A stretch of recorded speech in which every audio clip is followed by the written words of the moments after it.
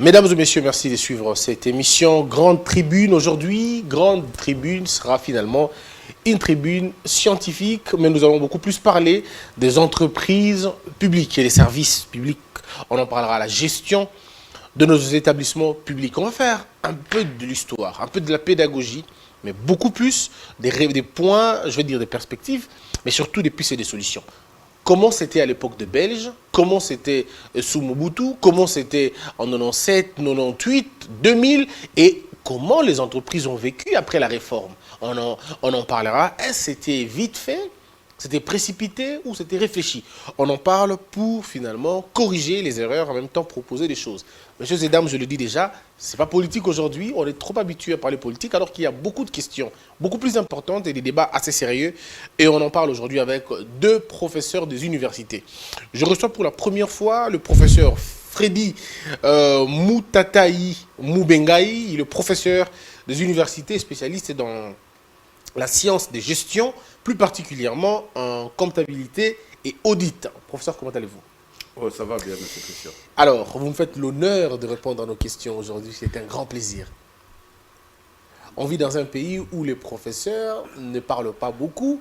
C'est plutôt, excusez-moi de le dire, les troubadours qui passent beaucoup plus dans le média et qui inondent finalement la place publique. Alors que vous, qui portez la science, vous êtes un peu en retrait. Nous sommes en retrait, c'est parce que la population n'est pas à la hauteur scientifique de pouvoir aussi nous comprendre. C'est pourquoi la population s'intéresse plus aux troubadours qui ne comprennent rien de la vie, de la gestion des sociétés. Qui peut mieux parler questions publiques? Qui peut mieux parler des établissements? Si ce n'est pas des professeurs qui enseignent finalement ce cours. Et aujourd'hui, encore une fois, nous avons un autre professeur. Lui, c'est le professeur Ilunga Alphonse Bakajika, professeur des universités et spécialiste dans la question de la science des gestions, encore une fois, plus particulièrement en gestion financière.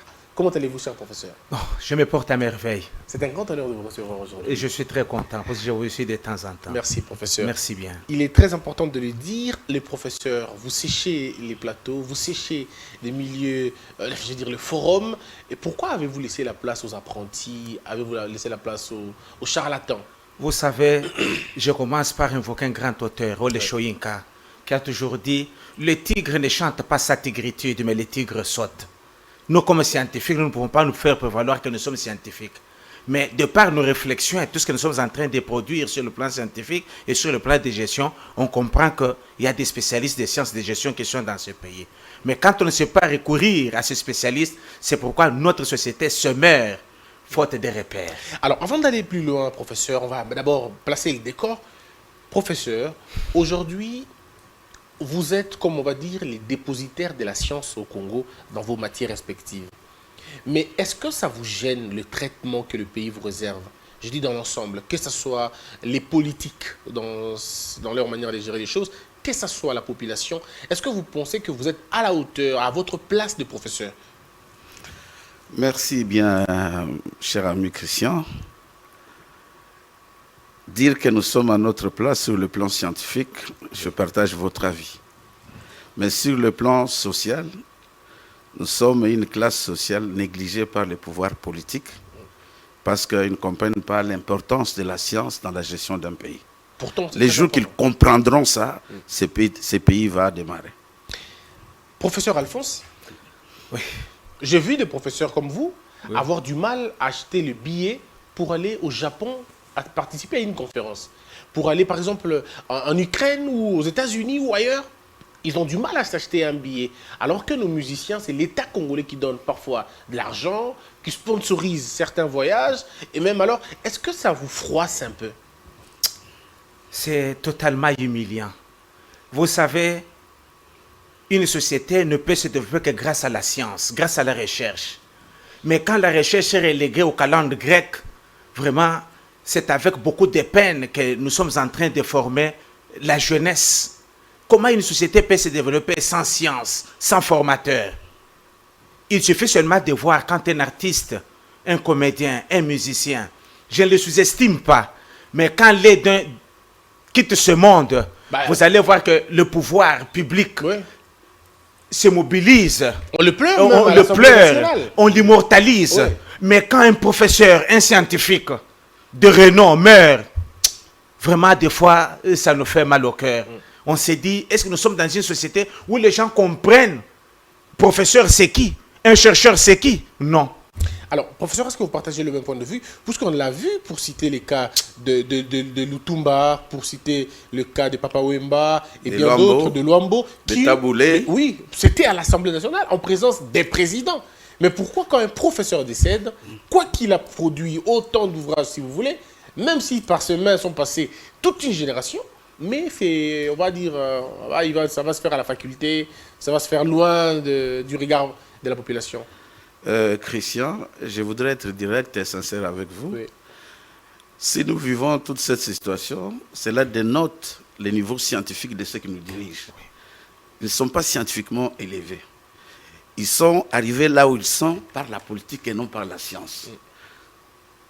Et des gens qui nous dirigent, qui ne connaissent rien de la science, ne peuvent pas s'intéresser aux scientifiques. Je peux aller plus loin pour vous dire que nous sommes le seul domaine qui a fonctionné dans ce pays pendant plusieurs années. Parce que vous, Christian, vous n'avez pas étudié en Europe. Non, pas du tout. Mais vous n'êtes pas bourrique, vous n'êtes pas idiot, Merci. vous êtes scientifiquement élevé. Merci. Et il y en a beaucoup comme ça. Nous sommes, nous assurons la continuité de la création de Dieu. Parce qu'on peut prendre même un vendeur de tomates en faire un journaliste, un avocat, un médecin. Nous pouvons transformer la société. Mais vous savez, on dit que la politique est la mère de la science. Parce que c'est la politique qui gère la cité. Si la politique ne nous donne pas des moyens appropriés pour que nous puissions continuer à la création des hommes, les pays ne peuvent pas marcher. Regardez en Allemagne, regardez en Corée, combien touche un professeur? Pas même un professeur, un enseignant à l'école primaire. Vous venez de dire tout à l'heure qu'un professeur est incapable de s'acheter un billet pour aller assister à une conférence. Mais est-ce que vous connaissez le salaire réel du professeur? Dites-nous. Hein. Est-ce que vous connaissez le salaire Dites-nous, réel? c'est combien? Un professeur n'a même pas 1500 $. C'est vrai ça. Mais je vous l'ai dit, je suis à la télévision. Celui qui pense que je trompe, il peut lever la main. Et nous sommes dans tous ces cabinets, à la présidence de la République, au cabinet du Premier ministre. C'est pour les professeurs.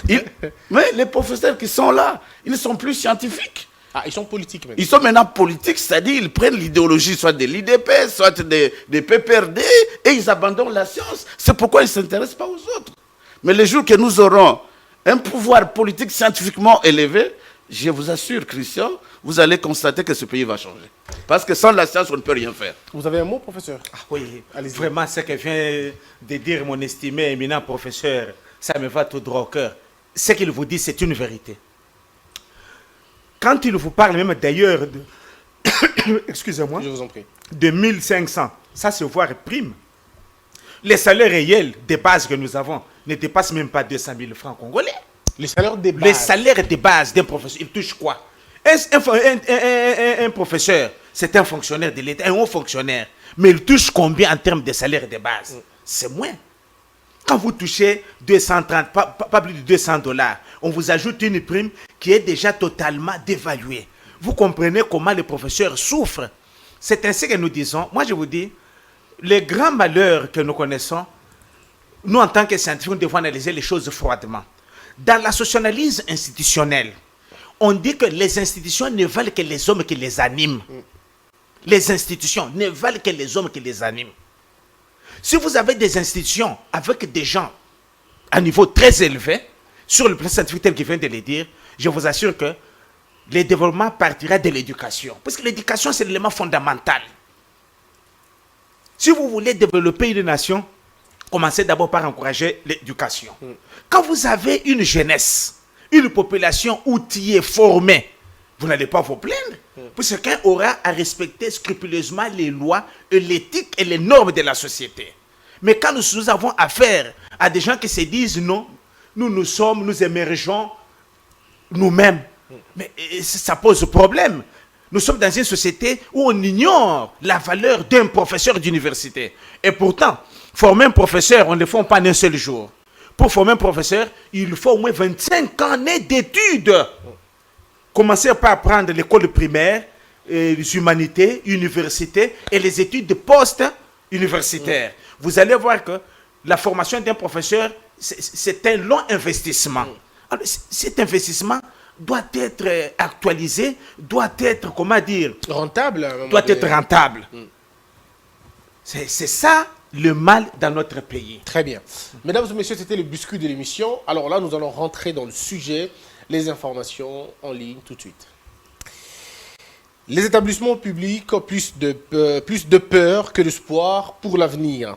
Lancée depuis 2008, la réforme des entreprises publiques poursuit son bonhomme de chemin en RDC. Le gouvernement Sama Lukonde Satel a parachevé cette réforme en vue de faire du portefeuille de l'État un secteur porteur de richesses pour la République conformément à la vision du président de la République. D'ailleurs, la ministre du portefeuille travaille d'arrache-pied pour mettre fin aux différentes pratiques qui minent ce secteur, notamment la corruption, le népotisme et la concussion. L'exécutif central fait également des efforts pour assainir les finances publiques et assurer la gestion et la protection du patrimoine immobilier et mobilier de l'État contre la spoliation. Malgré les avancées signalées et la bonne volonté exprimée, la réalité jusque-là est triste. Les entreprises continuent toujours de présenter un tableau sombre. Les conditions des fonctionnaires sont déplorables avec des salaires médiocres.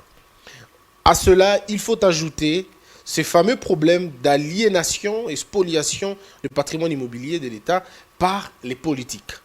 D'après l'actuel patron du portefeuille, Adel Kainda, il faudra 8 milliards de dollars pour relancer les entreprises de l'État. Mais l'espoir s'envole vu cette réalité. À ce jour, il y a plus de peur, moins d'espoir. Le gouvernement de Warrior réussira-t-il ce pari de transformer ces secteurs C'est la question qui taraude les esprits actuellement. Alors, c'était là la petite actualité en ligne. Alors, je commence avec vous, professeur Fridi Moutatai. Je voudrais que vous puissiez d'abord planter les décors. Comment les Belges ont laissé les entreprises dans ce pays? Et ensuite, comment ça a été géré après? Merci beaucoup, Christian. Je commence d'abord par définir qu'est-ce que vous entendez par une entreprise. Oui. Une entreprise, c'est une structure, une organisation créée par les apporteurs de capitaux qui mobilisent les ressources, lesquelles les ressources sont humaines, matérielles, financières, technologiques, informationnelles, pour produire un bien ou un service à mettre sur le marché en vue de réaliser un bénéfice. Or, selon la loi 008-07 du 17 juillet 2008, toutes les entreprises du portefeuille, c'est-à-dire les entreprises où l'État congolais est majoritaire, ont été transformées en sociétés commerciales. Mais qu'est-ce que vous entendez par société commerciale? Le gouvernement congolais, on ne sait pas en fait qu'est-ce que le gouvernement congolais veut au juste. Quand vous parlez d'une société commerciale, c'est une société qui pose des actes qualifiés commerciaux pour réaliser un bénéfice. Or, pour réaliser un bénéfice, il faut que le produit soit supérieur aux charges. Aujourd'hui, qu'est-ce qui se passe dans les entreprises du portefeuille? Aucune entreprise n'est rentable. Les charges sont supérieures aux produits. Comment allez-vous vous entendre à maximiser les recettes? Mais comment le Belge faisait d'abord à l'époque? Ok. Comment ça se passait? Comment la gestion se passait sous le colon? Les Belges savaient que l'instrument rationnel d'une gestion, c'est la comptabilité. Parce que la comptabilité a pour objectif d'enregistrer tous les flux transactionnels afin de produire les comptes annuels. Et à travers de ces comptes annuels, on a tous les indicateurs d'une bonne gestion rationnelle. Mais aujourd'hui, dans les entreprises du portefeuille, est-ce que la comptabilité joue-t-elle son rôle? Il y a même une fonction que je veux ajouter, l'audit interne. Est-ce qu'elle joue réellement son rôle? Ce ne sont pas des entreprises, ce sont des ASBL que le gouvernement congolais a mis en place, où, sauf les membres de la gouvernance, se réjouissent des avantages. C'est ce que je vais demander à travers cette émission, Gilles Lalinguette, s'il est sincère avec nous, qu'il nous dise combien touche un directeur d'une entreprise du portefeuille, un DG, un PDG, un administrateur, et combien touchent les derniers travailleurs. La répartition du revenu national n'est pas équitable. Les charges sont supérieures aux produits. D'où toutes les entreprises sont en faillite. Alors, professeur Alphonse, je reviens à vous sur la même question. Comment les Belges ont laissé ce pays? Comment les Belges ont laissé d'abord les établissements publics ou les entreprises publiques? Vous savez, la gestion de Belge était caractérisé par une discipline en termes de gestion financière. Ok. On ne peut pas dilapider les finances selon les humeurs du jour. C'est tel que vient de le dire éminent professeur Freddy. Pour toutes les activités d'une entreprise, toutes les grandes opérations, il faut qu'on doit d'abord, premièrement, c'est le respect du principe de traçabilité. C'est ça qu'on remarquait à l'époque coloniale ou à l'époque des Belges. Vous avez besoin d'un stylo. Ce n'est pas puisque vous êtes directeur financier, vous êtes PDG, que vous allez dire apportez-moi $100, achetez des stylos. Non. Toute sortie, toute entrée, tout comme toute sortie, passe toujours par les écritures. Il y a bon de sortie, il y a bon d'encaissement. Bon d'entrée. Mais malheureusement, ils ont fait ça à leur époque et on pouvait économiser le peu qu'on avait. On s'est dit non, il faut voir l'avenir. Pourquoi? Parce que les grands calculs étaient que le fonds de déroulement de l'entreprise puisse toujours demeurer positif. En d'autres termes, c'est que vous dites que les produits, les charges ne doivent pas dépasser les produits de l'entreprise. Donc le fonds de déroulement restait positif. Ce qui fait que le cash flow était stable. Mais contrairement, quand ils sont partis vers les années 60, bon, prenons vers les années 60, quand Mobutu a pris le pouvoir, il a essayé un peu de continuer avec cet élan. Mais quand nous arrivons vers les années 70, 72, quand on commence avec la organisation, on s'est dit non.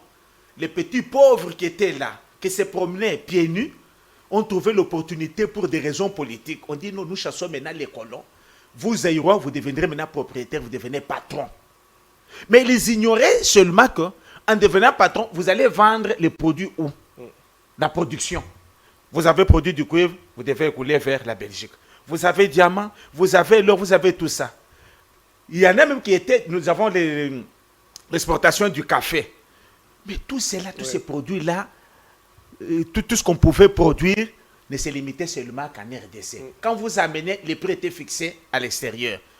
Pourquoi? Faute d'indépendance économique.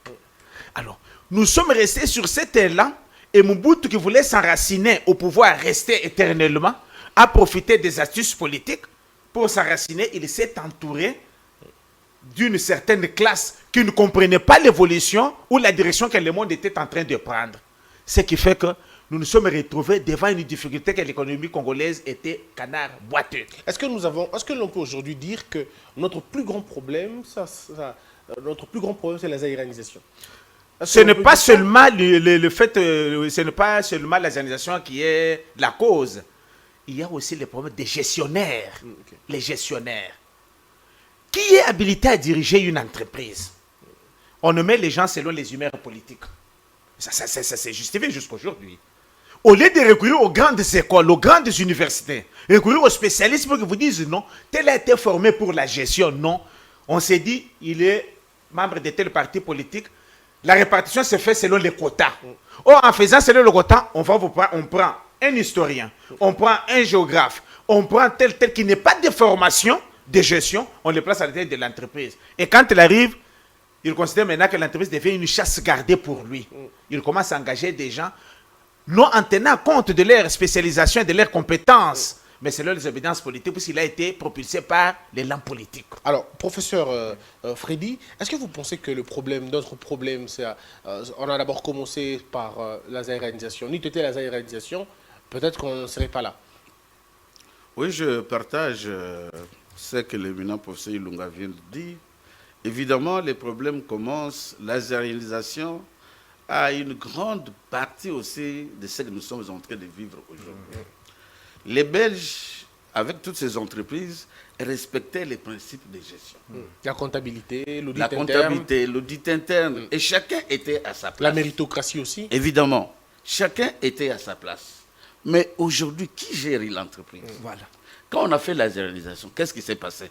On a nommé les incompétents, s'il vous plaît, à la tête de toutes les entreprises. Des gens qui ne connaissaient absolument rien. Qui ne connaissaient absolument rien, qui n'avaient même pas, peut-être, excusez-moi les termes, avec beaucoup de respect, même pas un vélo. C'est pourquoi en économie, on dit, on ne donne pas le pouvoir à un pauvre. Quelqu'un qui vient du village, il est logé à Gombe, il a une grande entreprise, toutes ces charges sont prises par l'entreprise. Par l'entreprise. Ce qui ne produit plus d'ailleurs. Qui ne produit presque plus.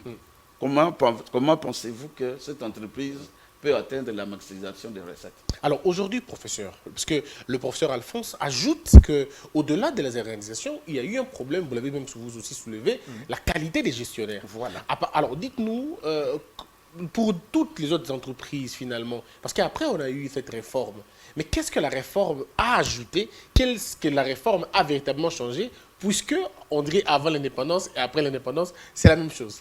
Ayons le courage de dire que cette réforme a échoué. Oui. Totalement échoué. Oui. Parce que si moi j'étais participant dans cette réforme, je fermerais toutes les entreprises du portefeuille. Elles ne sont pas rentables. Les charges sont supérieures. L'outil de production n'existe même presque plus. Quand est-ce qu'on peut parler d'une entreprise? C'est celle qui combine tous les facteurs de production pour réaliser son objet social. Mais aujourd'hui, quand on prend la SNEL, les courants n'existent plus. Si on prend la régie des eaux, il n'y a pas d'eau. La SNCF, Les bateaux, donc, il n'y a aucune entreprise qui existe. Si moi j'étais au pouvoir, je fermerais d'abord toutes les entreprises et je recommence à zéro. Alors, mais parce que vous dites Les ça... problèmes de compétences, Oui. pour revenir sans vous déranger, les problèmes des gestionnaires. Qui peut être gestionnaire? Oui, Comme le prof Ilunga l'a dit. Ce qui tue ces pays, c'est l'appartenance politique. dans la On ne peut pas politisation de combiner, tout est politisé. On ne peut pas combiner la gestion à la politique. Pour être un PDG, il faut être membre d'un parti politique. Même si vous êtes incompétent, excusez-moi l'expression, même si ce n'est pas votre domaine. Moi, aujourd'hui, on me donne médecin directeur de Mamayam. Je ne veux pas accepter. Si je ne connais rien de la médecine. Vous comprenez?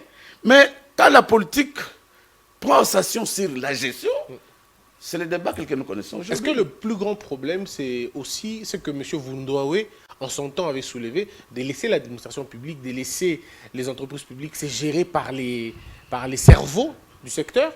C'est ce qu'il faut d'ailleurs. C'est ça qu'il faut d'ailleurs. Mais pourquoi on ne l'a pas écouté en ce moment-là? Mais si on ne l'a pas écouté, aujourd'hui, on ne l'écoute pas. Où est-ce que nous allons?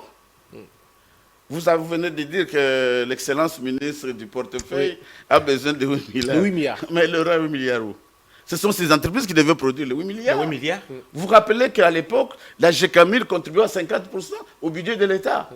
Toutes ces entreprises ici, qui détient les capitales sociales? Mais c'est l'État. Qu'est-ce que l'État tire à part les impôts? Alors, quelle est la plus grande faiblesse, professeur, de cette loi? Est-ce qu'elle avait été mal pensée? Est-ce qu'elle avait été mal réfléchie? Est-ce que c'était des motivations politiques qui ont finalement poussé à l'avènement de cette loi? Ou c'était le moment? Il fallait le faire finalement? Non, vous savez, les réformes d'abord des entreprises publiques n'ont pas commencé en 2007.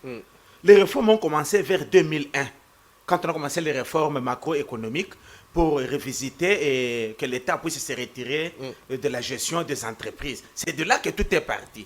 Je me rappelle à l'époque, nous avions le Premier ministre, c'était Adolphe Muzito, qui est encore vivant, qui est membre actif dans la politique. Nous sommes arrivés en 2008, on a promulgué la loi. Mais qui a été nommé à la tête de ces entreprises? Ce sont toujours les partisans, politiciens. les chantres des partis politiques.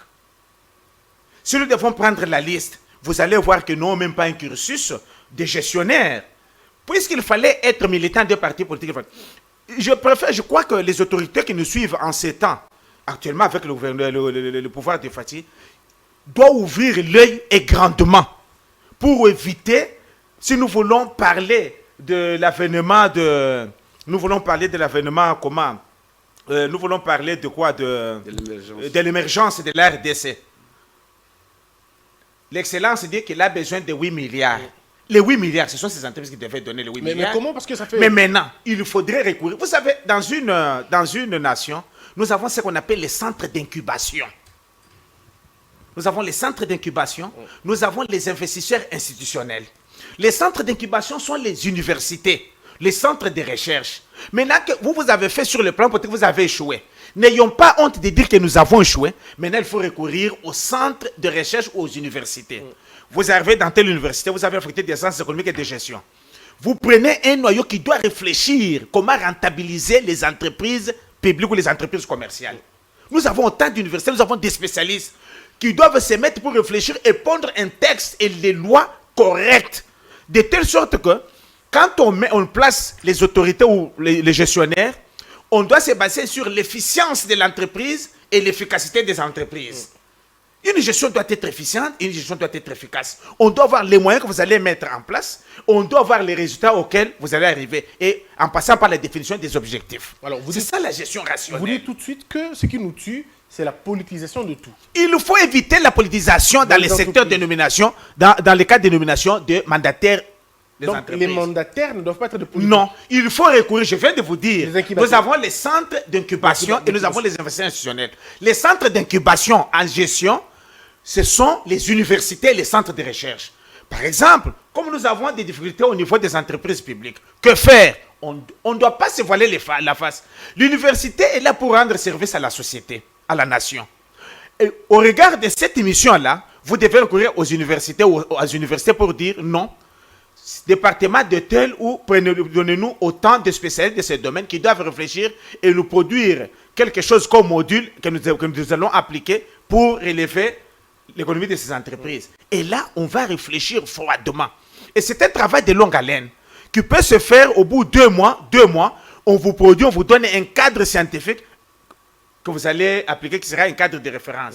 Plutôt que de recourir seulement aux partis politiques. Nous sommes de l'union sacrée, nous sommes de ceci-là. Apportez tel quota, vous avez tel quota.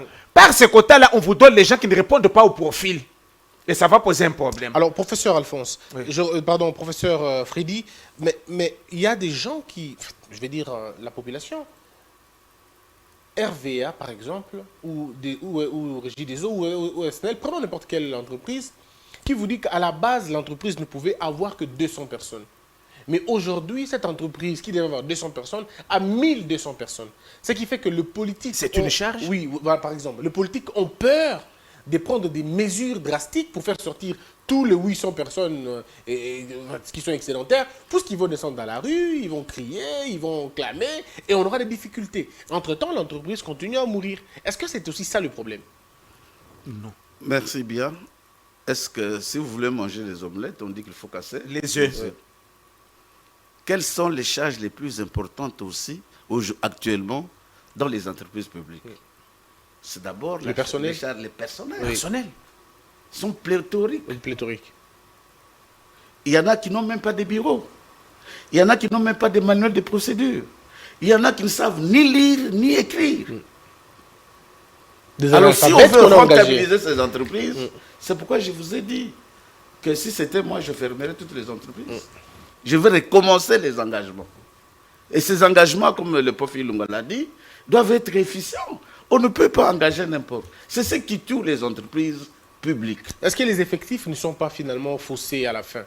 Puisqu'il y a des gens qui disent qu'ils travaillent là, mais quand vous arrivez, il n'est pas là, il ne travaille jamais là-bas. Mais parce qu'il est couvert par Il est- la oui, politique. bien sûr, Il est bien couvert sûr. par la politique. Oui, Qu'est-ce bien qu'on sûr, fera de bien lui? sûr. C'est des militants, des Qu'est-ce qu'on partis. fera? C'est pourquoi les entreprises du portefeuille doivent être éloignées de la politique. Laissez ça aux scientifiques, ça va aller.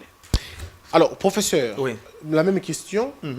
Je prends les cas de la Régie des eaux.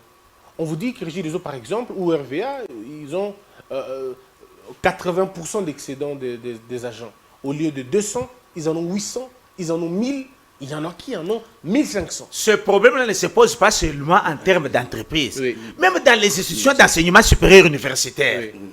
D'ailleurs, je salue la rectrice de l'Université pédagogique nationale qui a effectué un contrôle et lors de leurs 100 jours, il nous a établi le bilan.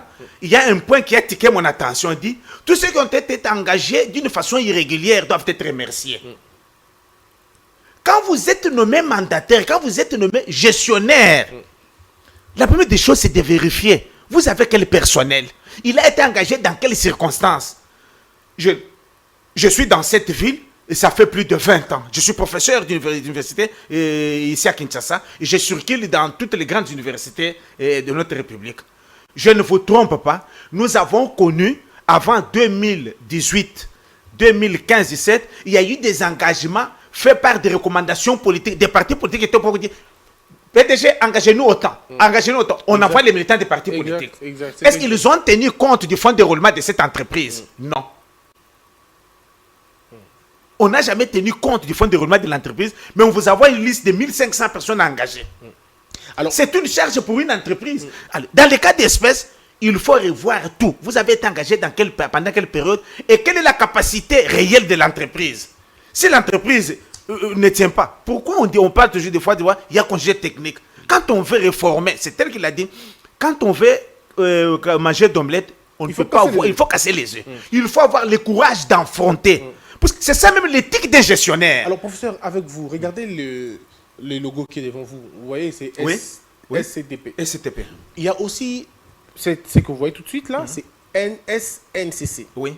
Est-ce que c'est à la NCC d'acheter ses propres trains ou c'est à l'État congolais de donner l'argent à la SNCC d'acheter le train? Et l'outil de production, est-ce que c'est le gouvernement qui donne l'argent pour acheter l'outil de production ou c'est l'entreprise dans sa gestion régulière qui achète qui prépare l'outil? Déjà, de par la création de cette entreprise, l'État avait mis des moyens. Mais vous, comme gestionnaire, on vous a donné 4-5 locomotives.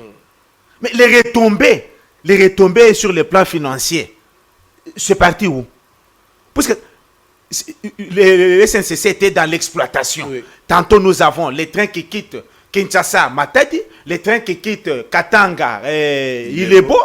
Mais en termes de rentabilité, on en a fait quoi sur le plan financier? C'est pourquoi il faut toujours... Aujourd'hui, les gens se plaignent, disent, oh, l'IGF, non! L'IGF est venu, c'est parce qu'il y a eu une faille dans notre société, dans nos entreprises. En principe, chaque entreprise qui se fait viable doit avoir toujours un service de contrôle. Donc, le service de contrôle doit être permanent. Le contrôle de gestion doit être permanent. Le contrôle de gestion permet d'abord, le contrôle doit être effectué a priori. Donc, quand on conçoit les projets, on doit d'abord, au niveau de la conception, contrôler. Qu'est-ce qui est défini, qu'est-ce que l'on doit faire. Pendant l'exécution, concomitamment, pendant l'exécution, on doit effectuer encore les contrôles. Et après l'exécution, il y a encore un contrôle a posteriori. Mais cela n'existe pas. Nous avons des entreprises où on vous dit que la direction de contrôle ou le service de contrôle est attaché à la direction générale. Et les contrôleurs sont inféodés au pouvoir du gestionnaire. Comment est-ce qu'il faut les contrôler? C'est ainsi que vous voyez aujourd'hui apparaître l'IGF qui devient maintenant une vedette au niveau national. Pourquoi? C'est parce que les contrôles de gestion, contrôle interne a failli.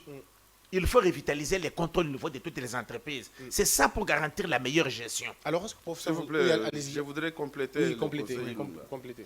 En dehors de tous ces éléments qu'il vient d'avancer, il y a aussi un problème d'impunité. Oui. Une loi sans sanction n'est pas une loi. Nous avons lu tous les rapports de l'IGF. Voilà. Les détournements des spectaculaires très élevés qu'on ne peut même pas entendre dans une bonne gestion. Qu'est-ce qu'on a fait? Ben, silence radio. Qu'est-ce qu'on a fait? Dans la justice polluée. La cour, et puis rien du tout. Tout est pollué, tout est corrompu. Non. Et vous voulez qu'on aille où? Permettez maintenant, professeur. Surtout quand nous sommes dans une société où les gens détournent, les détournements sont spectaculaires. Vous savez ce qui arrive. Quelqu'un qui détourne, la justice fait les trains. Quand vous allez voir les gens se soulever, nous ressortissants d'eux. Exact. Nous ressortissants d'eux. Mais quand il était nommé, est-ce que vous étiez nommé ensemble? Il est responsable de sa gestion. Une société sans sanction, c'est une société pourrie. Une gestion sans sanction, sans contrôle, c'est quel type de gestion? Alors, professeur Freddy, on continue avec vous. Professeur Freddy, si vous posez la question à ceux qui gèrent la question des rails, à ceux qui gèrent la question des trains, et même le Air Congo, on va en parler, ils vous disent, par exemple, c'est que le trafic est mauvais, ils n'ont pas de rails, le gouvernement n'a pas construit de rails, ça c'est de 1. De 2, ils vous disent qu'on n'a pas de carburant pour circuler. 3, ils vous disent que qu'il y a le gouvernement qui envoie un nombre important de gens qui ne payent pas les billets, qui sont pris en charge par l'entreprise. Et puis, il y a la caisse noire, vous savez, comme le professeur l'a dit, Pesanga Hotel, Tindelanga Hotel, et ainsi de suite, les directeurs généraux, qui doit généralement donner l'argent à celui qui l'a nommé pour l'entretenir un peu, l'amortissement de matériel. Bref, tout ça, est-ce que ce n'est pas ça le problème? C'est un des problèmes, mais les problèmes les plus essentiels, c'est la gestion rationnelle. Lorsque vous gérez une entreprise, en économie, on dit qu'il y a 3 motifs de la détention des encaisses. Lorsque vous réalisez les recettes, vous devez penser aux investissements, vous devez penser aux transactions quotidiennes qui vous permettent d'être à jour avec l'exploitation, et vous devez penser aux imprévus. Quand vous ne pensez pas à ces 3 motifs de la détention des encaisses, C'est ce qui justifie même les non-paiements dans beaucoup d'entreprises. Oui. On pense que la paye, c'est une affaire de la fin du mois. Non. La paye n'est pas une affaire. Même vous, quand vous êtes ici, je viens de voir, vous êtes une entreprise. Mais vous ne pouvez pas attendre pour constituer la provision de la paye, attendre les recettes que vous aurez les 29 et les 30. Non. C'est chaque jour que vous devez constituer une provision pour la paye, une provision pour les investissements, une provision pour les imprévus. Jérémy, tu entends, hein? Jérémy, il faut entendre le professeur. C'est chaque jour. Ouais. Or, qu'est-ce qui se passe dans les entreprises du portefeuille? Quand on dit entreprise du portefeuille, c'est-à-dire que le capital social appartient à l'État. À l'État. L'État a rassemblé toutes les ressources, a créé une entreprise. Conformément à la théorie de l'agence, elle a délégué les mandataires pour pouvoir gérer. Vous savez, normalement, ce n'est pas l'État qui doit encore financer ces entreprises. Non. Parce qu'on les appelle les entreprises commerciales. Elle devait se financer elle-même. Qui visent quoi? Un L'intérêt. lucre. Mais vous ne pouvez pas viser un lucre alors que vous avez les poids politiques, alors que vous n'avez aucune compétence relative à la gestion. Mais pourquoi ne pas libéraliser complètement, finalement, et laisser au privé le soin de le faire et que l'État garde sa politique de régulation? C'est la meilleure réforme qui peut être faite. Mais pourquoi elle n'est pas faite? Mais la politique domine tout. La volonté politique. La volonté politique. La Est-ce que nous volonté sommes politique. prêts, professeur Alphonse? Sommes-nous prêts aujourd'hui à dire la SNEL devient privée, Régie des eaux privées, on ouvre à la concurrence? Est-ce qu'on est prêt à le faire? Il y a un problème de volonté politique. Et avoir aussi des hommes dynamiques et forts. Parce que sans les hommes forts, on ne peut pas prendre des décisions très fortes. En gestion, il faut apprendre à risquer. Vous êtes gestionnaire. Quand votre supérieur hiérarchique vous dit « faites ça », si ce n'est pas dans les normes, vous dites non, niet, pas question. S'il est question de démissionner, vous devez démissionner. Moi, je ne vois pas pourquoi je peux être dans un poste et subir les dictats qui ne respectent pas les normes de la gestion. Non. Parce qu'il faut voir, la gestion, nos entreprises doivent être gérées d'une façon orthodoxe. Et la gestion doit être une gestion objective, participative objective, une gestion de masse. De telle sorte que, quand on prend les décisions, même les moindres, même les huissiers doivent se sentir impliqués dans l'exécution de ces décisions-là. Mais quand les décisions sont prises à une sphère supérieure, les huissiers, les manœuvres, tous ces autres-là se disent non, ça c'est une affaire d'eux. Et puis très souvent, il faut voir aussi les engagements dans nos entreprises, ça pose aussi problème. Vous êtes ressortissant de telle province. On trouve un grand nombre seulement pendant votre période. Vous n'engagez que les gens ressortissants de votre province. Ça crée des frustrations en termes d'éthique sur les lieux professionnels. Ils vont se dire non, ça est au pouvoir, il y a Baloub. Non, au pouvoir, il y a Bayak. Au pouvoir, il y a Bakongo. Ça, c'est ce qu'il faut bannir de la mentalité dans la gestion des entreprises. Alors, professeur, est-ce que vous êtes d'accord avec ceux qui pensent que... Je rebondis avec vous, professeur Alphonse. Est-ce que vous êtes d'avis... Il y en a qui pensent aujourd'hui qu'on ne peut plus parler que l'entreprise ait son propre hôpital, que l'entreprise ait ses propres maisons. Il faut laisser ses responsabilités à l'État, mais que l'entreprise s'occupe de l'outil de production et de la paie des agents. Non. L'entreprise n'est pas exemptée d'avoir un hôpital. Une entreprise peut avoir aussi un hôpital. Vous voyez, par exemple, quand nous sommes dans moi, j'enseigne finance. Il y a les sociétés d'assurance. Nous avons les caisses de retraite, par exemple, la CNSS chez nous.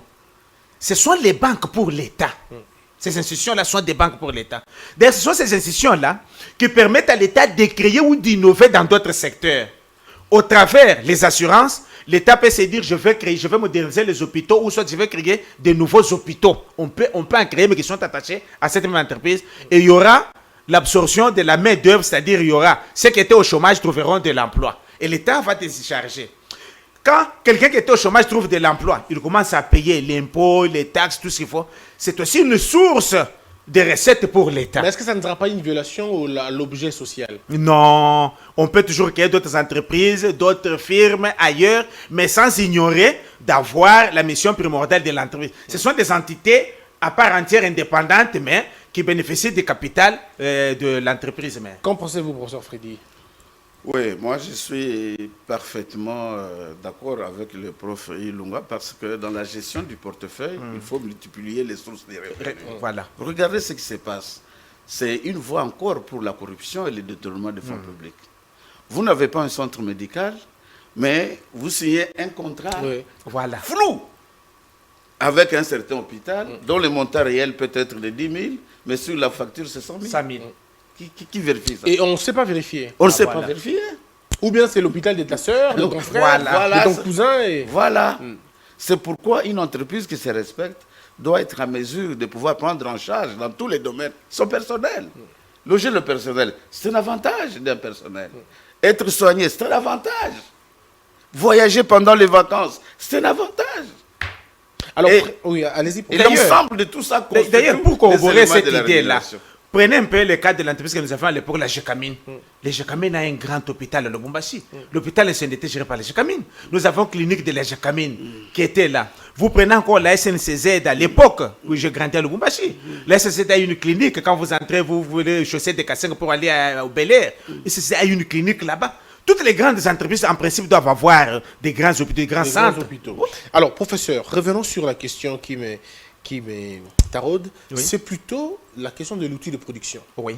Comment se fait-il que la SNEL n'arrive pas à donner le courant à tous les Congolais? Et cela depuis 60 ans. Je vous ai parlé d'abord du poids politique. Le poids politique, c'est d'abord une charge. Deuxièmement, la gestion des liquidités de la SNEL. Vous vous rappelez que nous avons suivi qu'il y a un détournement, il y avait un détournement. Je ne dis pas, je ne confirme pas, parce que je n'ai pas de preuves, qu'il y aurait un détournement de 32 millions de dollars. Ah oui, bien sûr. Est-ce que les recettes de la SNEL sont-elles affectées à leur objectif? Qu'est-ce que ça coûte à SNEL de se décider, on va construire des petits barrages par-ci, par-là pour alimenter la ville? Mais pourquoi ils attendent que l'État les fasse? Non, ils attendent que l'État les fasse, c'est une erreur. Parce qu'ils ont la gestion. Je vous ai parlé des 3 motifs de la détention. Oui. Qu'est-ce que la SNEL fait?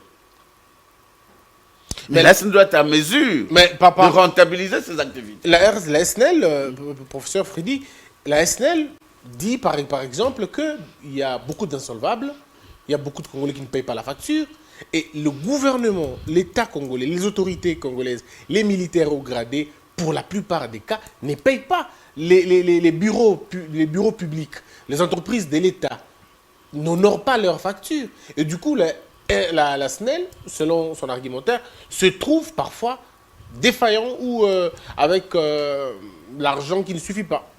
Christian, ça c'est une faiblesse, c'est la gestion. Oui. Je prends votre propre exemple. Vous avez 2-3 maisons, les locataires ne payent pas. Ben, je les chasse. Vous allez dire que non, parce que les locataires ne payent Non, pas. J'attends que les Ça, bourgmestres faut pas puissent faire. venir. Parce que ce sont des sociétés commerciales. Get out. Ouais. L'université telle ne paye pas. Vous coupez. L'État ne paye pas. Vous coupez parce que vous êtes une société à la recherche de lucre. Mais après, il y aura beaucoup d'implications politiques, on va appeler, tout ça. Alors qu'on dise que ce ne sont pas des sociétés commerciales. Voilà. Ouais. Si on dit que ce sont des asbels, nous sommes d'accord. Alors ils doivent attendre, ces sociétés doivent attendre le financement de l'État. Mais si c'est une société commerciale, ils doivent agir ainsi. Mais vous pensez, professeur professeur Alphonse, pensez-vous que, prenons l'état-major, si l'état-major ne paye pas les courants, pensez-vous que la SNEL peut couper l'état-major de l'électricité? Oui, il doit Qu'est-ce qui couper. empêche? Il doit couper. Qui empêche? Si vous avez un gestionnaire Il doit comme moi, couper. j'ordonne les mêmes jours, vous êtes préfet de l'énergie, c'est tout. Ah, l'état-major. Mais Oui, vous coupez, même à la présidence de la même à la République. présidence de la République, on coupe. Ah bon. Ah oui. Quoi de neuf? C'est Vous ne une savez société pas honorer, commerciale. vous ne savez pas honorer les factures. Les C'est quoi? factures. C'est une entreprise commerciale. Moi, je veux vivre comment? Mais c'est ça l'erreur des C'est ça gestionnaires. l'erreur. Et ils n'ont pas le courage de dire ça au pouvoir public, au pouvoir politique. C'est le pouvoir politique. Je vous ai dit que c'est un poids pour les entreprises du portefeuille, le pouvoir politique. Vous imaginez si on prend toute l'administration publique et que toutes les administrations ne payent pas. Ne le paye courant. pas. C'est tellement Et gagné la pour cette SNEL ne paye entreprise. pas. Donc la SNEL n'est pas une société commerciale. Qu'on dise que c'est une ASBL, nous allons comprendre. Alors, professeur Alphonse, dites-nous, est-ce que c'est la SNEL de construire des barrages? Est-ce que c'est la SNEL de construire, enfin disons, de transporter l'électricité? Est-ce que c'est la SNEL de fournir et de maintenir son outil de production? Comme la SNEL était dans les monopoles, il pouvait tout faire. Ah. La SNEL avait les monopoles. Il pouvait tout faire. Puisqu'il n'était pas autorisé à quelqu'un, un particulier, de se lever pour dire non, je vais construire un barrage, je vais alimenter tel quartier. Les monopoles étaient réservés uniquement à la SNEL, tout comme la régie des eaux. Mais qu'est-ce qui a manqué? C'est la gestion. Imaginez-vous que nous sommes dans la ville de Kinshasa. Nous savons combien de ménages, disons combien de parcelles ici à Kinshasa. Ouais, en tout cas. Si vous prenez seulement dans une commune, vous dites, nous allons faire un raccordement, maison par maison. Et vous dites, nous n'allons pas comptabiliser, nous allons fixer un forfait. Nous disons que le ménage le plus stable paye combien? Il consomme par exemple 50 mètres cubes par mois. Et vous dites, nous allons taxer $1. Non, vous taxez peut-être $1000 par mètre cube. Ça, c'est pour la régie des eaux. Pour la régie des eaux. Vous dites, nous taxons $1000 par mètre cube. Vous avez $25 par mois. Si chaque parcelle a un raccordement en termes d'énergie, vous aurez combien d'argent? Un forfait. Vous prenez un forfait. Le minimum, en tout cas. Le minimum. Oui. $20, le minimum. $20. Combien à Kinshasa? Une commune. Et si vous prenez toute la ville de Kinshasa, cela doit se répercuter sur toute l'étendue de la République. La même chose pour la SNEL. Au lieu que les gens utilisent du courant frauduleux, vous dites non, nous allons faire des raccordements pour toutes les maisons, mais dans les normes. Mais chacun va commencer à payer par exemple $30 le mois. Un forfait. Vous prenez un forfait seulement. Riche ou pauvre, vous ciblez il y a la catégorisation des quartiers. Dans tel quartier, les gens payent le minimum de $15 et là-bas, on paye $20. Ok. Vous saurez que cette société, au bout d'une année ou 2 ans, 2 années tout simplement, elle va se mettre debout. Quel est l'avantage d'avoir le courant dans votre quartier ou dans votre environnement? Est-ce que ça peut créer la richesse? Oui, effectivement. Quand vous avez de l'énergie d'abord, il y a création des petites et moyennes entreprises. Il y a quelqu'un qui peut mettre un moulin, il y a quelqu'un qui peut avoir un poste à souder, il le met là-bas. C'est déjà du travail. Comment on peut créer une entreprise? Comment on peut fonctionner sans courant à l'heure actuelle? Comment on peut avoir une bureautique sans courant? Ça, c'est toute une grande entreprise. Mais sans énergie électrique, comment vous allez fonctionner? Non, on a un problème ici. On manque du courant sur le boulevard. On a des groupes électrogènes en bas. Mais c'est une honte pour la République, pour la SNEL. Oui. Pour compléter mon collègue Ilunga, prenez la province de l'Équateur, la ville de Bandaka, j'y étais. Prenez le Grand Kassai. Mais pourquoi ces provinces ne sont pas développées? Mais c'est parce qu'ils n'ont pas du courant. Le courant, c'est un facteur du développement d'une société. Donc sans courant, on ne peut rien faire. Sans énergie électrique, on ne peut Rien faire. J'étais dans les bandounes. Je viens de quelqu'un, ça fait, je crois, pratiquement une semaine. Je vous dis, mais le grand problème que nous avons, prenez à partir de Kingasagne, Plateau, Menkao, tout ça. S'il y a du courant, les gens vont vivre mieux. Alors, donc, vous dites que le problème de la SNEL, c'est la gestion. Oui, Et la gestion, selon vous, ça vient du choix des animateurs que Les animateurs et du poids politique. Et du poids politique. Très bien. Or, Alors, nous sommes dans une économie capitaliste. Capitaliste. On doit laisser ces entreprises être gérées d'une manière rationnelle. Et autonome. ok. Mais alors, il y a par exemple sur le secteur, toujours dans le secteur de l'énergie, on a par exemple la Société nationale, la SNEL, la Régie des eaux, Cohydro, Oui. Socider, Afridex. Est-ce la même chose? Mais mon cher ami, prenons le cas de Cohydro. Oui. Le Cohydro s'occupe de quoi? Aujourd'hui, dans la vie de Kinshasa, vous voyez aujourd'hui, il y a une crise sur le plan mondial. Problème de carburant. À cause de la guerre de l'Ukraine et Russie, tout le monde est pénalisé. Mais nous avons ici chez nous, on a fait à l'époque Sozir. Mais qu'est-ce qui nous a manqué pour créer une raffinerie seulement ici chez nous? Pendant ce temps qu'il y a guerre, on ne pouvait même pas sentir les effets de la guerre. Parce qu'on aurait produit chez nous-mêmes. On aurait produit sur place. Cohydro, nous avons Cohydro, je ne sais même pas, les études ont été menées de différentes manières. On nous a dit que nous avons tel bloc, tout ceci. Mais l'exploitation, toujours envoyé, attendez 2025, 2030. Mais dans l'entretemps, la population souffre. Je crois que l'heure a sonné où même les dirigeants politiques doivent se réveiller. Doivent se comprendre que non, trop c'est trop. Il faut maintenant casser, on doit casser les œufs pour consommer les omelettes. Professeur, vous avez un mot sur la même question? Ouais, je voulais Cohydro ajouter- ou Sohydro, non pardon, Cohydro ou Socider ou Afridex. Voilà. En audit, comme je l'ai dit dans ce livre, je ne fais pas la publicité Non, de vous mon pouvez, livre. je vous en autorise, pas de problème. Pratique d'audit financier, facteur de la bonne gouvernance. Dans ce livre, il est dit, celui qui a beaucoup d'objectifs n'a pas d'objectifs. Non. Le pouvoir public a beaucoup d'objectifs. Je prends un petit exemple. Celui qui a beaucoup d'objectifs Il n'a pas d'objectif. Ah d'accord. Ok. Regardez, C'est je bien. prends la ville de Kinshasa. J'ai préparé ma thèse à l'université de New Delhi. Et l'université était étonnée que je faisais ces recherches à mes frais personnels, alors que je veux travailler pour le gouvernement congolais. Je prends la ville de Kinshasa ici. est-ce que l'État manque les moyens pour construire un bâtiment de 10 niveaux pour chaque commune, ne fût-ce que pour les écoles? Est-ce qu'il faut une année pour ça? Est-ce que le gouvernement manque les moyens? C'est-à-dire qu'ils ont beaucoup d'objectifs, ils sont éparpillés dans la nature, ils ne savent pas quoi faire parce qu'ils n'ont pas de compétences. Oui, parce que quand j'ai vu, c'est vrai, quand j'ai vu le Premier ministre Samanou Kondé à l'Assemblée nationale, il a parlé de plus de 152 axes. Je me dis, Mais c'est trop! C'est trop. On va les atteindre quand? On va les atteindre quand? Ah oui. Moi, si je suis gouverneur de cette ville, mais je prends la commune de Bandal, j'ai construit 5 niveaux, 5 bâtiments, 5 niveaux. Tous les enfants de Bandal vont étudier à Bandal. Je vais à Kassavou, j'ai fait la même chose. Je vais à Mongafoula, j'ai fait la même chose. Est-ce qu'on aura un problème d'école? Non, on va revenir à ce que vous dites d'abord, ce qui est formidable. Donc vous dites que, d'abord, quand on a beaucoup d'objectifs, on n'a pas d'objectifs. On n'a pas d'objectifs. Donc dans chaque C'est ça, le commune, pouvoir. dans chaque commune, si on arrive à construire des écoles, Oui. 2 ou 3, c'est fini, on a résolu le problème. On a résolu le problème. Oui. J'ai vu à New Delhi, chaque quartier, 5 bâtiments de 6, 7 niveaux. Tous les enfants de cette commune-là étudient là-bas. Ça coûte combien?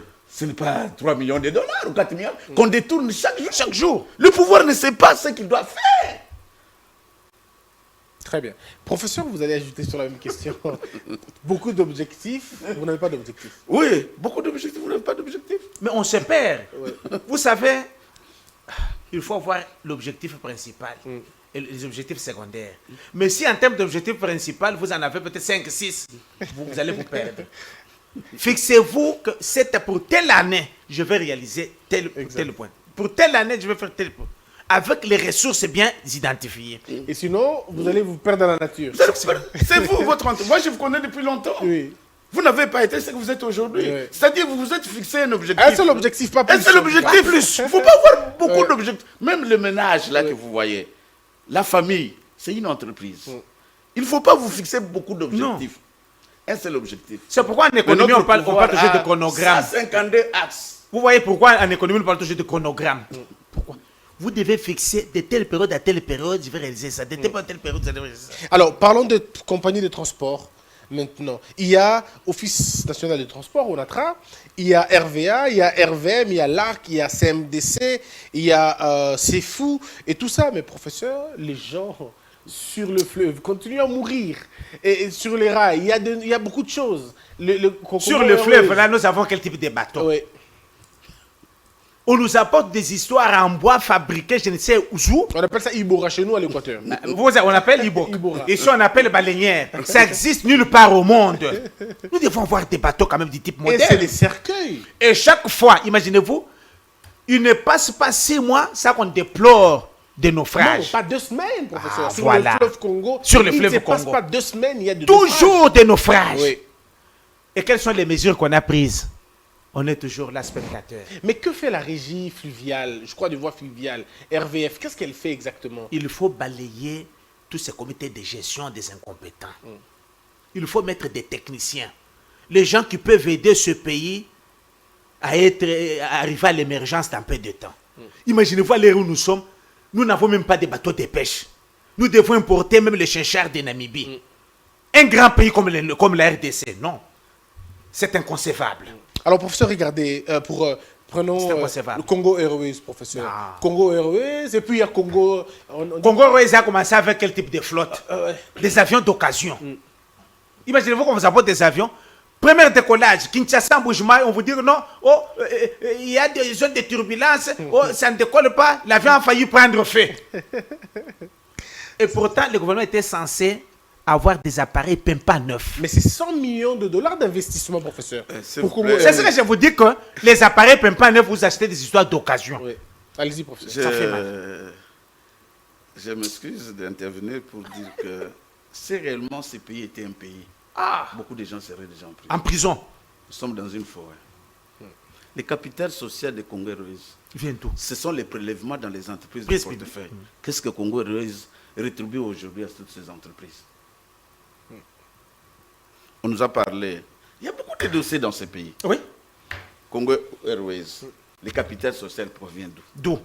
Ce sont les prélèvements au GFREM, RVA, ainsi de suite. Mais Est-ce aujourd'hui, qu'aujourd'hui, Congo Airways rétribue à ces sociétés. Mais il y a eu un projet, le Congo, Air Congo, encore une fois. Cette fois-ci, c'est des capitaux étrangers, mais à un moment donné, on se dit, mais on a trop d'objectifs à la finalité. Christian, Oui. laissez-moi vous dire aussi que vous ne pouvez pas atteindre un objectif sans sacrifice. Ok. Pour atteindre un objectif, il faut savoir faire un sacrifice. Si le pouvoir public veut que ce pays avance, il faut que le pouvoir public apprenne à se sacrifier d'abord. Les trains de vie Des du pouvoir institutions. public, des institutions, laissent à désirer. On dit 70% Du budget du national. budget national alloué à cela. Et vous, les enseignants, mais Et vous, voilà. pensez que nous sommes dans un pays et la manière dont le pays est géré, c'est la même manière que les entreprises du portefeuille sont gérées. Prenez le comité de gestion. La gouvernance. Là. Regardez, je me rappelle, j'avais lu le rapport de l'éminent professeur que je cite par respect, mon maître, Mabi Moulumba, quand il était président de la Cour des comptes. Vous avez lu ce rapport-là? Qu'est-ce qu'on a fait de ce rapport? Ben, j'étais au calendrier. Toujours une exploitation. Alors vous allez me dire que ça, c'est un pays? Des choses qui se passent dans ce pays, si c'était ailleurs, tout le monde serait en prison. On fait sortir l'argent du budget de l'État. On doit acheter les locomotives pour revenir à l'ONATRA. Oui. On doit construire les terrains de football. On doit construire les écoles. Rien n'est fait.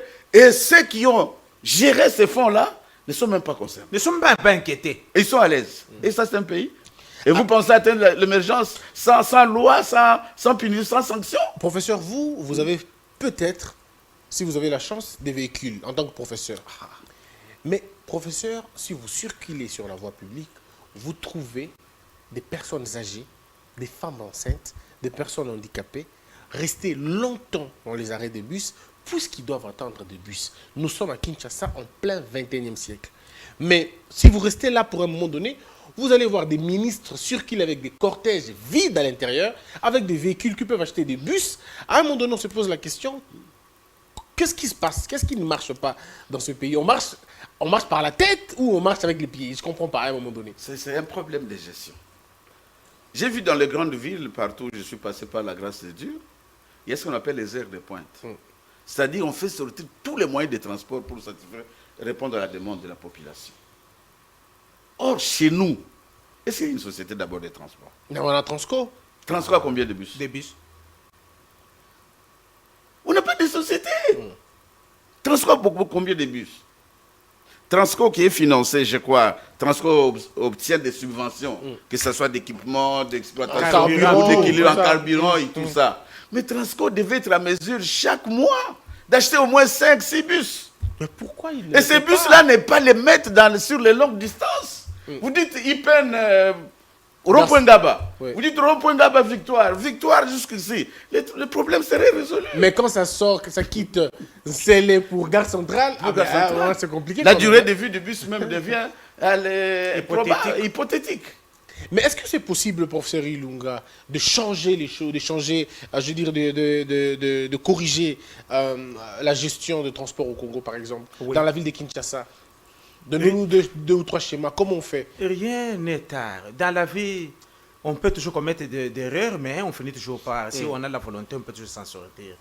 Il faut songer. D'abord, la ville, même province de Kinshasa, c'est toute une province. Comment est sa gestion? Parce que la ville doit avoir des disponibilités d'abord de ses propres sociétés de transport provinciales. Je crois qu'on avait laissé Transkin ici que nous avons. Oui, Transkin. Elle est où? Qu'est-ce qu'elle est devenue? On ne voit aucun bus en Je circulation. ne vois plus non plus. Hein. Moi non plus, je ne vois plus. Mais tous ces charrois-là, automobiles de Transkin, là, c'est parti où? Posons-nous la question. Nous avons des députés provinciaux. Des députés provinciaux, je me pose la question, ils font quoi? En termes de contrôle du gouvernement provincial, ils ne font rien. Est-ce qu'il faut redonner... La ville, la province doit avoir 2 sociétés ou 3 même petites entreprises de transport. C'est pour faciliter la mobilité de la population. Faire de courtes distances comme le prof l'a Voilà, par exemple. suggéré. Non, la ville même doit avoir des petites entreprises, 3 petites entreprises de transport. Est-ce que Dans vous la savez ville, que il y a- le fleuve, c'est une route? Ben, Oui, le fleuve. Je vous dis Le pourquoi fleuve pourquoi on est ne l'exploite navigable d'ici jusqu'à Maluku. À Maluku. Et ça prend combien les communes? Limete, Kingaboa... Toutes les communes, je veux dire tout Tchangou même, si vous Ici, voulez. jusqu'à- manque les moyens d'acheter les bateaux de transport pour mettre sur le fleuve. Ça, c'est quel pays comme ça?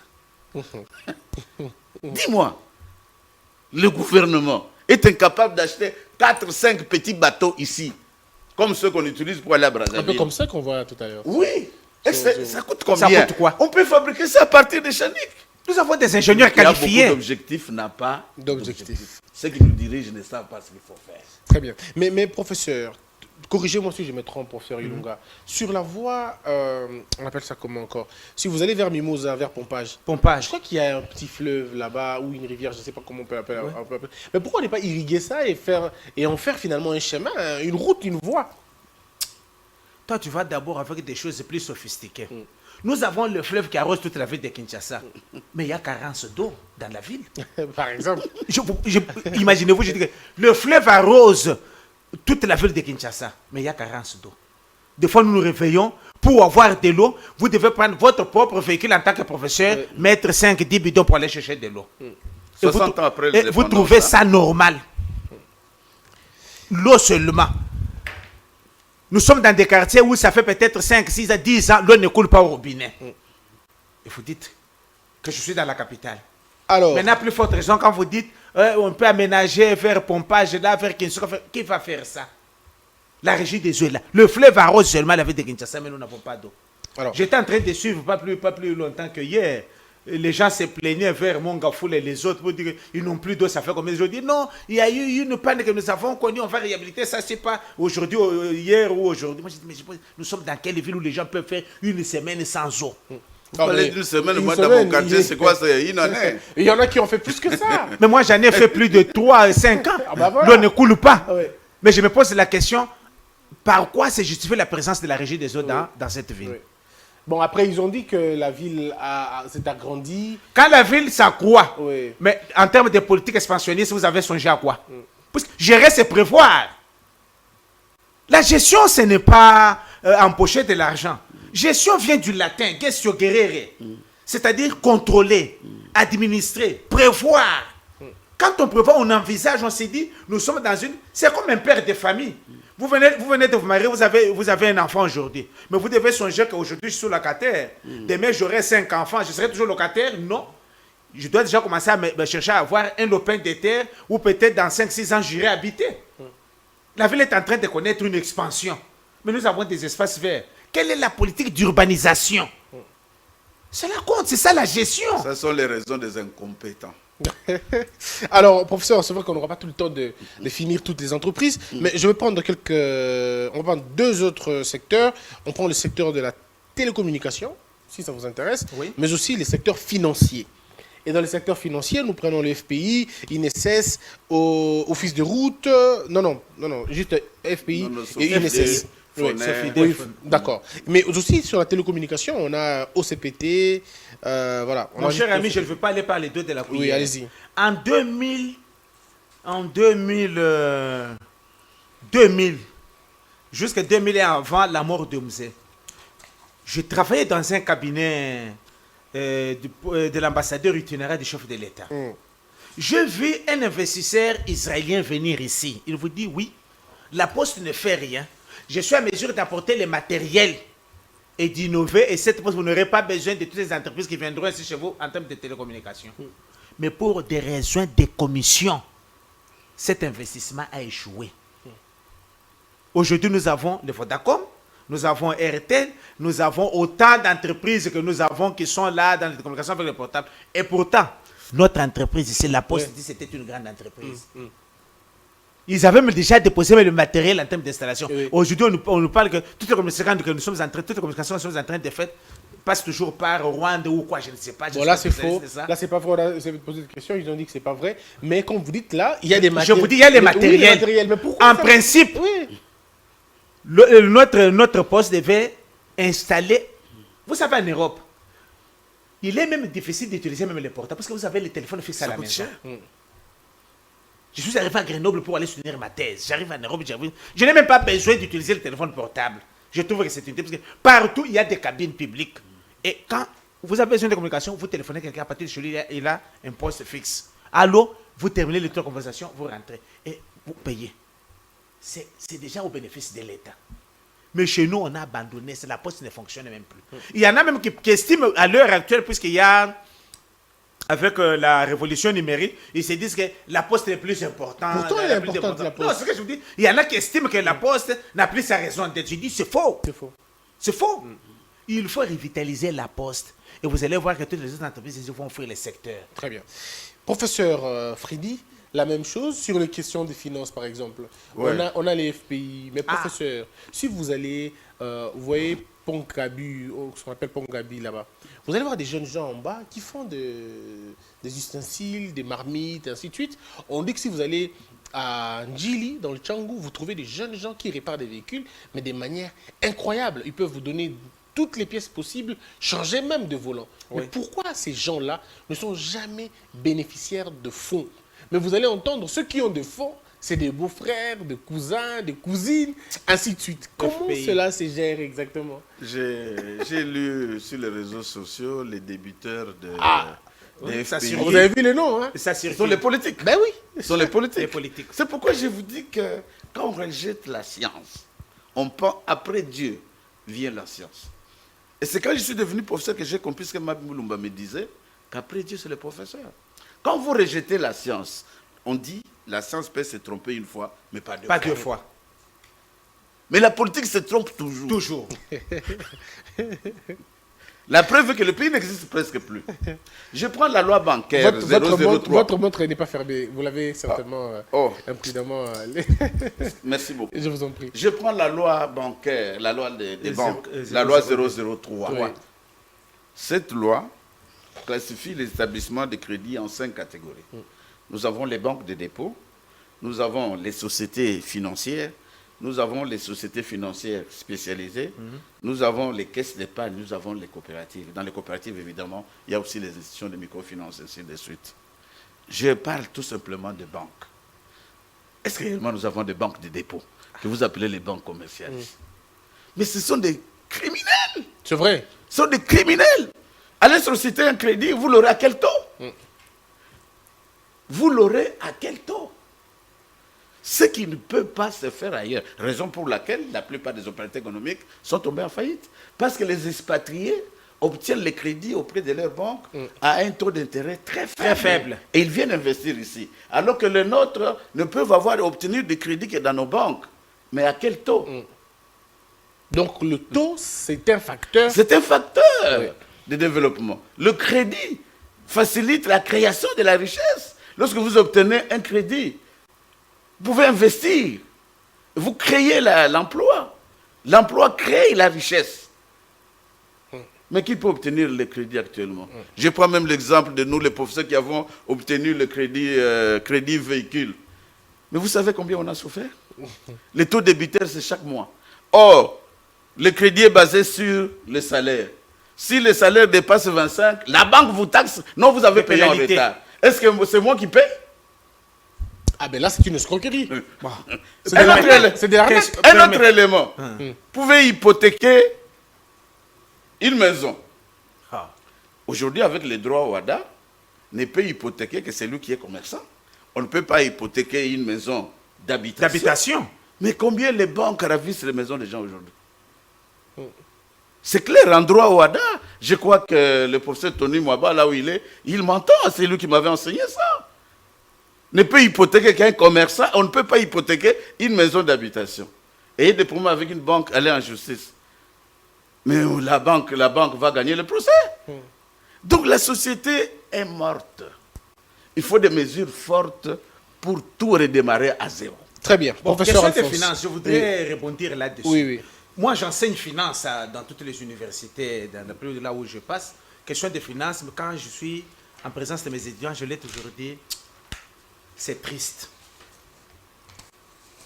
FPI a octroyé accordé des crédits à quelle catégorie d'hommes? Les noms circulent, vous connaissez. Je ne vais pas faire de commentaires. Question de finance. Donnez-moi au moins 3 banques congolaises. 3 banques avec capital de la RDC. Toutes les banques que nous avons sont des succursales. Les banques n'existent pas au Congo, en RDC. Je l'ai dit comme spécialiste des questions de finance. Les banques n'existent pas ici. Donc tout ce que nous voyons là, Ce sont des succursales. Ça sont- Raobank, c'est une histoire privée. Et Ecobank, c'est une banque congolaise. Toutes les banques que vous avez ici, le RDC n'a pas de banque.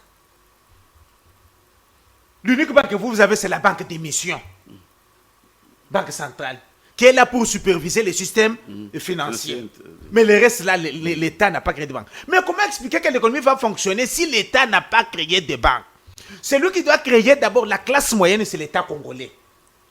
Mais cette classe moyenne doit passer par quel mécanisme? On doit passer par la création des banques, banques nationales. On peut avoir 5, 6, banques de crédit agricole, banques de développement, banques de ceci et là. De telle sorte que quand les nationaux ont besoin d'un financement pour monter un projet, pour faire une affaire, ils doivent recourir à une banque à capital congolais.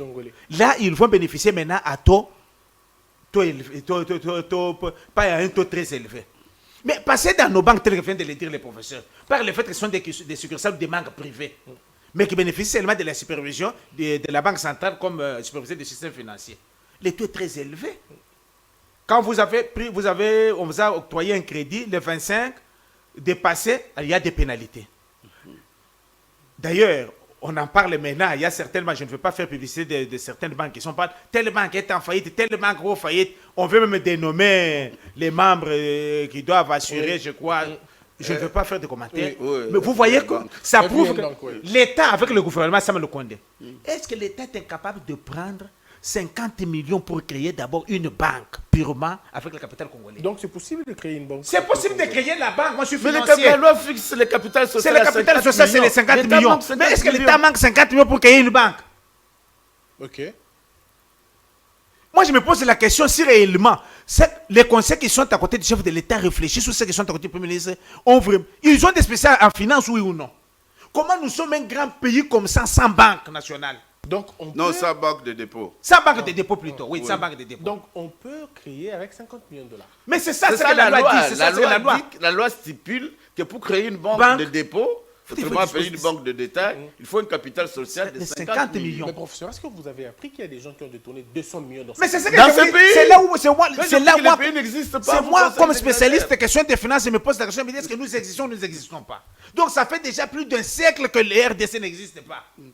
Parce que là, ça veut dire qu'il y a des gens qui ont déjà détourné plus de 6 banques eux-mêmes. Oui. Parce que tel a pris des sommes. Mais imaginez-vous quelqu'un qui détourne, qui va l'investir dans son compte privé. Et quand on veut les traquer, on vous dit non, il ne faut pas les traquer, il ne faut pas faire acharnement. Ça. Acharnement. Quel acharnement? Non, le niveau scientifique de la population et de la classe politique est trop faible. Soyons rationnels, soyons scientifiques. Et mettons la science au devant de toutes choses. Vous allez voir comme ça, nous allons connaître un développement. Ça chauffe les esprits, cette histoire. C'est toujours intéressant de discuter avec les détenteurs de la science. On termine cette émission. Professeur, si vous avez vécu à Kinshasa, on nous dit, parce que nous venons de province, on nous dit que sur l'Imété, il n'y avait que des entreprises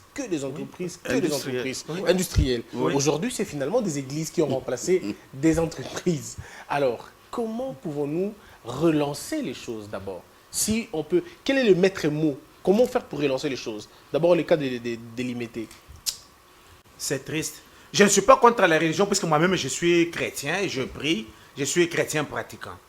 Mais vous savez, des fois, ça fait mal. Donc, c'est la crise financière depuis 2008, 2006, les différentes crises qu'a connues le pays, y compris la crise financière mondiale. Les gens n'ont trouvé que du travail que la création des boutiques qu'on appelle églises. Vous savez, nos églises ici sont en train d'endormir et d'asphyxier la population. Comme Karl Marx disait, l'opium du peuple. Mais comment? Au lieu d'envoyer la population au travail, on vous dit, le matin, prière matinale, à 9h, réunion des mamans, à 12h, prière, je ne sais pas, d'intercession, à 15h, réunion de la jeunesse, à 19h, veillée des cultes, à 20h, veillée. Quand est-ce que vous aurez à travailler pour gagner votre vie? Or, la Bible elle-même dit, l'homme mangera la sueur de son front. J'aime toujours un auteur là, c'est Blaise Pascal qui dit, le travail anoblit l'homme. Exact. Blaise Pascal dit, le travail anoblit l'homme. On ne peut pas se développer avec la religion, mais on peut se développer par le travail. La religion, c'est la voie par laquelle l'homme entre en communication avec l'être supérieur. Oui, on n'en disconvient pas. Mais il faut travailler. De par le travail, on va connaître un développement. Aujourd'hui, l'Imété qui était arrosé par les entreprises industrielles. Aujourd'hui, c'est des églises. Ce sont les églises. Qui ont remplacé. Mais quel est l'apport de ces églises-là au développement de la RDC? Nous n'avons que des divorces. Puisque les églises sont arrivées, nous disent, il y a séparation d'abord. Non quoi, Zalindok. On dit que ton oncle est sorcier. Ta maman. Donc, il y a une sorte d'acculturation que les gens sont en train de connaître sur le plan spirituel. Tout est basé sur la sorcellerie. Non, c'est quoi ça? Or, un scientifique ne peut pas voir des choses en termes de sorcellerie. Un scientifique voit les choses d'une façon rationnelle. Il fait des projections, il fait les chronogrammes, il table sur un projet de développement, un projet bancable, on lui verse l'argent, il investit. Mais comment on fait pour Il faut relancer l'économie. Est-ce que ces entreprises-là, on peut les relancer? Vous savez, il faut alléger la loi, la fiscalité, donner donner l'opportunité, pas l'assainissement du climat des affaires, donner l'opportunité à ceux qui ont la capacité de créer des petites entreprises. Vous allez voir que nous allons émerger. Professeur Freddy, la même chose. Quel est le mot-clé aujourd'hui? Comment faire pour nous en sortir? Quelle est la politique qu'on doit mettre en place pour que les entreprises publiques et les entreprises de l'État se reconstruisent? Pour que les entreprises de l'État se reconstruisent, je cite 3 choses. Allez-y. D'abord, le poids politique, parce que la politique est une charge dans la gestion des entreprises de portefeuille.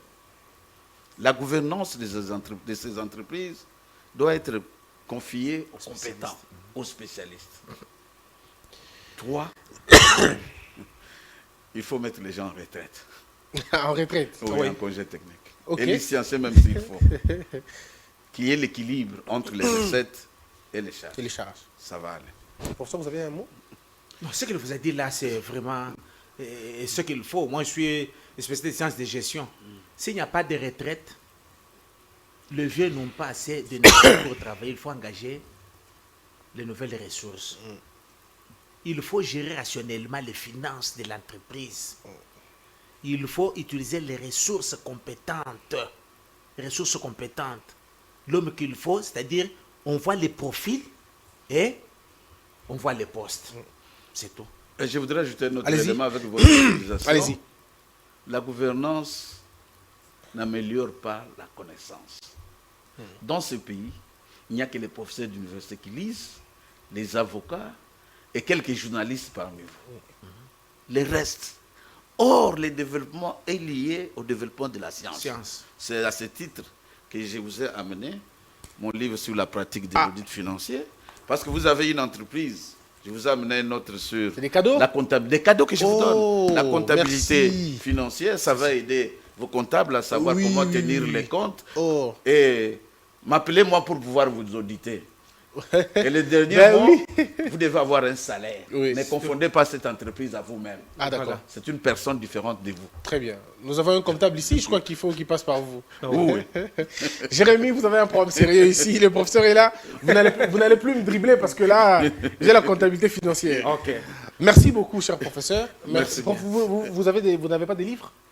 Si je le savais, j'allais vous apporter 2 ouvrages également. Même à la prochaine, je vais vous Il n'y a pas de ça problème. chez vous. Est-ce que vous nous promettez de revenir de temps en temps pour parler science, comme on vient de le faire tout à l'heure? Parler science, c'est un devoir sacré pour un professeur. D'accord. Nous sommes disponibles. D'accord. Et je voudrais venir pour parler de l'audit des entreprises du portefeuille. Ah, d'accord. Là, ce sera dans un cadre... vous voulez un débat ou juste nous deux?